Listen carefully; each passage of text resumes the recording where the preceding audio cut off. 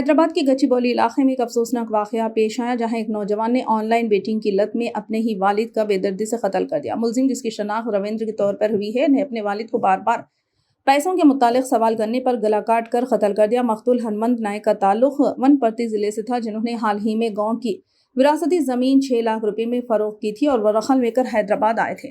Police کے مطابق رویندر نے اپنے والد کو رقم چھپاتے دیکھا تھا اور بعد میں 2.5 لاکھ روپے چرا کر آن لائن بیٹنگ میں لگا دیے، جو مکمل طور پر ضائع ہو گئے۔ جب ہنمنت نائک کو رقم کی کمی محسوس ہوئی تو انہوں نے بیٹے سے وضاحت طلب کی۔ رویندر نے بہانہ بنایا کہ اس نے رقم دوست کو دی ہے اور وہ جلد واپس کر دے گا۔ والد کے بار بار سوالات سے تنگ آ کر رویندر نے اپنے والد کو قتل کرنے کا منصوبہ بنایا اور منگل کی دوپہر رویندر اپنے والد کو اس بہانے سے ایک سنسان جگہ لے گیا کہ وہ دوست سے رقم واپس لے رہا ہے۔ وہاں پہنچ کر اس نے پہلے سے لائے ہوئے چاقو اپنے والد کا گلا کاٹ دیا۔ بعد ازاں اس نے ایسے ظاہر کیا جیسے کچھ نہیں ہوا اور اپنے بہنوئی کو فون کر کے جھوٹ بولا کہ ہنمنت نائک نے خودکشی کر لی۔ تاہم جب اہل خانہ موقع پر پہنچے تو نعش کی حالت دیکھ کر شک ہوا، جس پر ہنمنت نائک کے بھائی نے گچیبولی پولیس کو اطلاع دی۔